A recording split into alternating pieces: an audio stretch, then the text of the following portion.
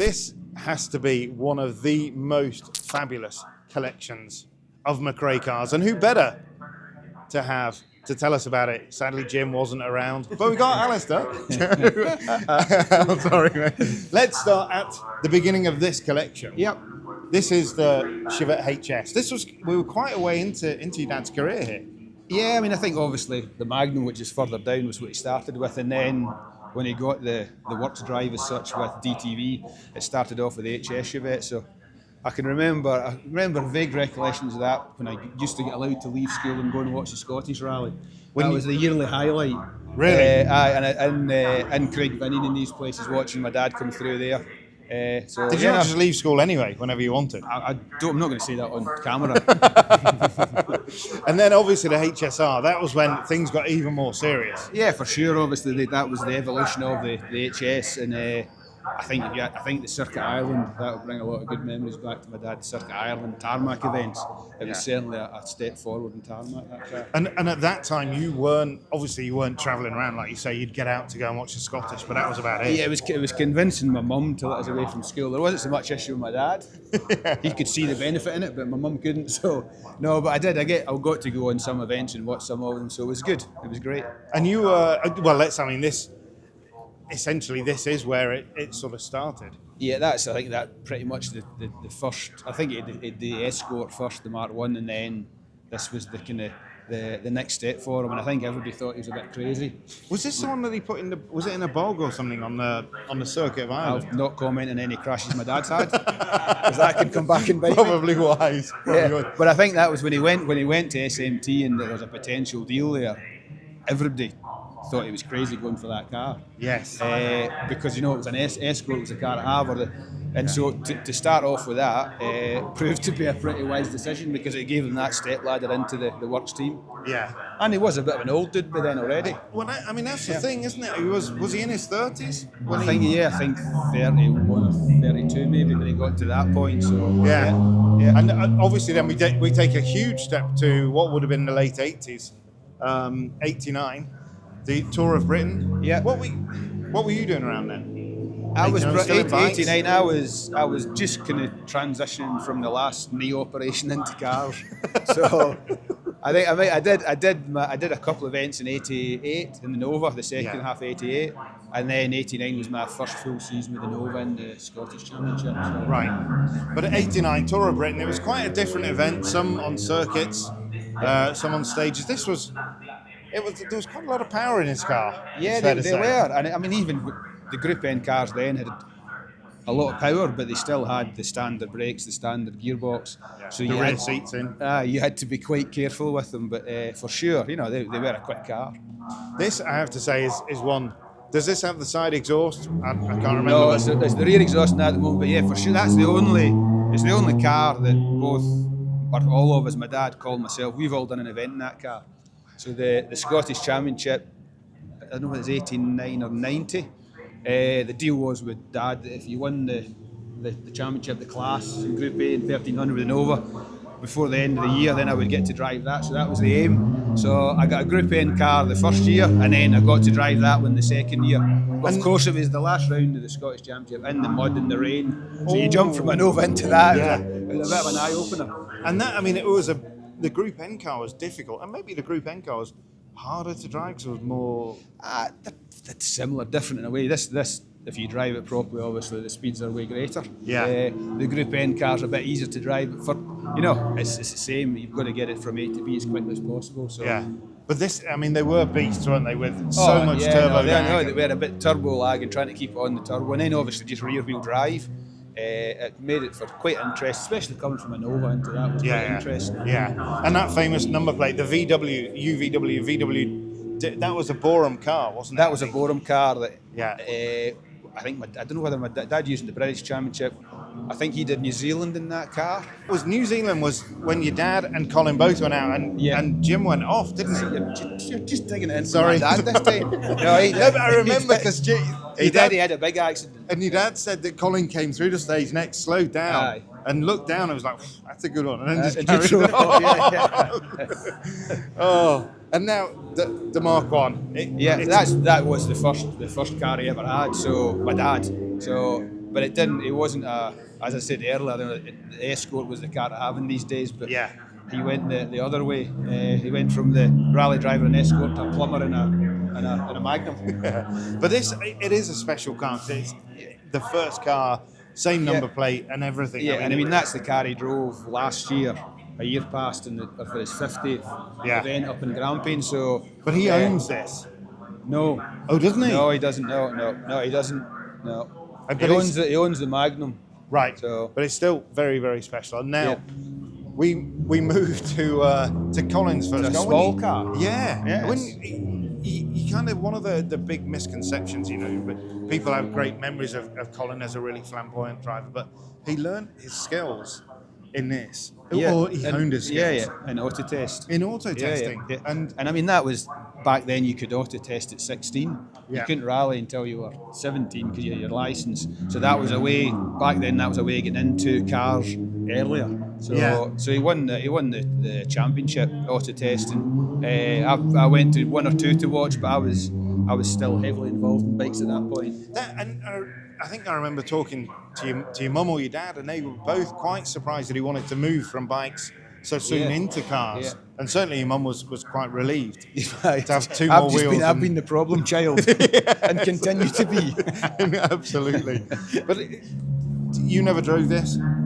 I might have had a play around about in a car park or something, but no, I haven't driven it as in do an event or anything. No. I skipped the auto test and went straight from bikes into the Nova. Yeah. And tell us about this, the Avenger. The Avenger.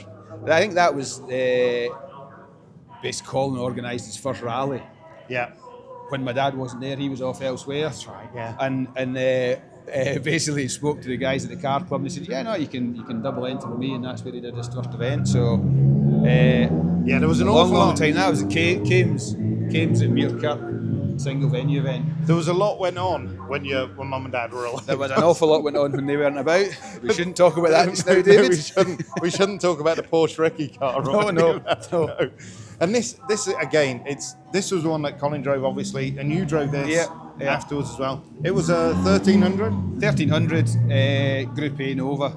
I mean, I think that for me that was the learning ground for us back then. It was driving, underpowered, front wheel drive, but I think we both had some really good results in it, and a great fun to drive. I've seen some footage come up lately of me in the Nova, and it looks good. Reasonably quick. Reasonably quick, yeah. I was quite impressed. Even Max was quite impressed. But the point of this was, you talked to Jim about it, and it was get this car on the door handles, get everything out of this car, then make the next step. Yeah, no, for sure, and also back then, Vauxhall had a bonus scheme. Yeah. So you actually, when you went out there, you won the class, or you won the 1300, you got some money. You won Group A, you got some money. So it was a way of trying to pay for the rallying. Yeah. But it was for sure, once you could drive that quicker than anybody else, then it was maybe time to step up into something different. Yeah, and it's fair to say, I remember talking to Barry Lockhead about this.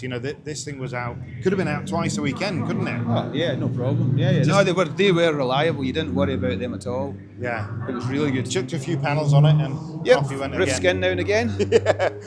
Road car. Yep. You kind of know when you've got a road car named after you that you've maybe done something. You've done something, yeah, absolutely. Did you ever drive one of these? Yeah, no, I mean, I've driven that one quite a few times. That was it got to be almost a communal car at times. Really? Yeah, so it's had a hard life.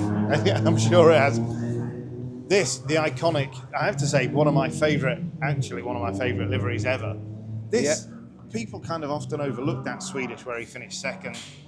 That could have been the start of everything, couldn't it? And they remember 92 for all that stuff in Finland, but that was a special result. Oh no, I think there definitely was a potential to win the event. And I think Colin had done the event. He'd done it in the Nova, and then a Sierra one. The So 4x4. He had a bit of experience, but to be in that car and fighting at the front, and definitely on a chance to win it. If it wasn't for the spin, but then the spin was for a reason. He was pushing really, really hard, but for sure that was probably the first of one of his special results. Yeah, definitely. And then talking of special results, they don't get any better than that. No, they don't, do they? I mean, it is just mad to think it's 30 years ago.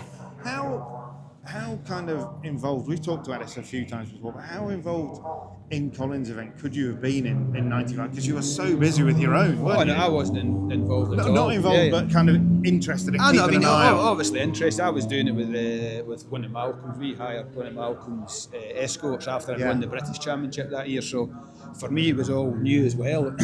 So, but obviously, I can still remember coming out of I think Pundershaw where it had the puncture. The puncture. Actually, I rolled in Pundershaw. You did, but you were still like And third quickest. Yeah. The good old days. So I mean that was for me. That's the kind of memories there. Then it was the fight back. And obviously the stage times he was saying. So through Wales, it was insane, wasn't it?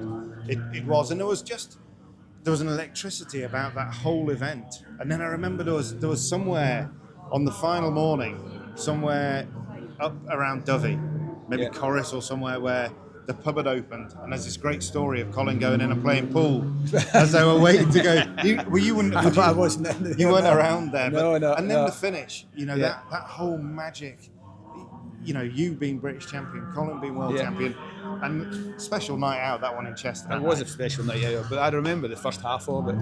I don't really remember the rest. I do remember the morning after, and that was tough.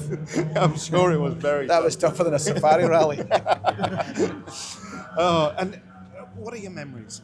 For me, you think of Colin, you think of the Subaru inevitably, but a big part of his career was in these as well. I think it was the big disappointment was not getting the championship the year he was fighting with Richard in, for Ford. But for sure it was I think it was probably he was looking for a change, and that change was going to the Focus. My phone's busy going in my pocket here. Can you hear that? I can now. And it was, with an iconic livery. It was, all of the kind of ingredients were there. And that 01, you obviously followed him through the stage and had a good result on that event. I think we were fourth. That was my final event with Hyundai, so we were fourth. So, we had a good event, but obviously, it was just really disappointing. But it's one of these, and I don't think it was an accident where he was pushing too hard. It was just he just put the wheel just slightly off, and there happened to be that stump that nobody ever wants to be in the grass. And that was it, and that was the end of it. So when you go past and you see the car, was it? I can't remember how far through the stage it was, but you just get on with it again. I knew I get told at the start they had gone off. Right. So I started the stage. I wasn't sure whether it got going or not. And I can't even remember if I even saw the car, because you're thinking of that busy concentrating yourself. But obviously by the end of the stage I knew that was it. It was out, it was over. So big disappointment. Huge disappointment. And talking of disappointments, this is not a disappointing looking car, but 97. And in fairness, you were 98. 98. So the Evolution. Yes. For me, one of the best looking Subarus ever. I think it's when you consider how old it is, and you see that car anywhere, it stands. It stands time. I think it's an amazing looking car. And it was great. Obviously, very good memory up until it wasn't a good memory in Rally GB that year with the roll. To get the opportunity to drive that in the same team as Colin, it was a great event. But just talking briefly about that, when you were coming into service and he was in there and you were doing your sort of debrief with your engineers and stuff, was it a different kind of feeling to see him there, same overalls? And that side of it was different, but I think once the rally started and you were doing your thing, it's the same as anything. You concentrate so much on what you're doing, so it didn't seem by then, because I did one event in Wales before the rally just to get some mileage in it, because we'd obviously come from Formula 2, and there was a test. Colin came along one of the tests. Just at the end of it, he was testing the second day, so he jumped in with me there. But no, I think it was a great event, and it'd have been better if we'd both finished. Well, it would have been better if you won, because you were running second. We were running second, and it was it was in the fog? The last morning, the fog, and I've always been fairly good in the fog. So we had a bit of a go, but we're having an issue with the lights, kind of on and off, and we ended up just turning them off completely. And the same thing again, I just kind of sixth gear and just wandered in the ditch, but there was a log pile there, and that was the end of it. Now, this Escort, Colin, when he'd finished, he was always a good engineer, a great engineer, wasn't he? And he had that desire and that passion. to do stuff with different cars, and this was going to be the ultimate escort. Or it is the ultimate escort. Yeah. But I think it's for sure it was a bit of a passion for him. But it's the ultimate escort, but it's not the easiest to drive, Isn't it? No. I think for me the independent rear end on them is for sure it can make the car quicker, but it does make it a bit twitchier. Quite loose. These cars were designed as they were, and they were really good. But I know, I mean, a great car, and he had some good fun in that. Yeah, and talking of the ultimate, this obviously the R4 was Colin's kind of vision of what a rally car should be. Yeah. Have you done much in that? No, I've driven it a couple of times, but not really in anger at all. So, but no, I think it was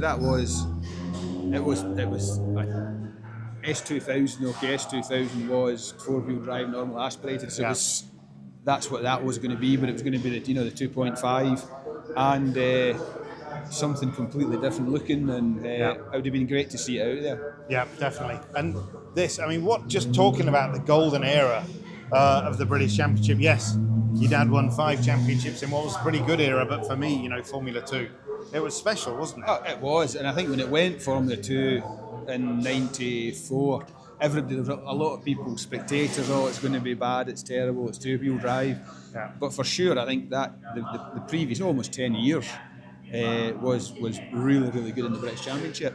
That from '94 through to '99, 2000 was probably the most competitive. You need 7 manufacturers, and obviously I was there with Nissan.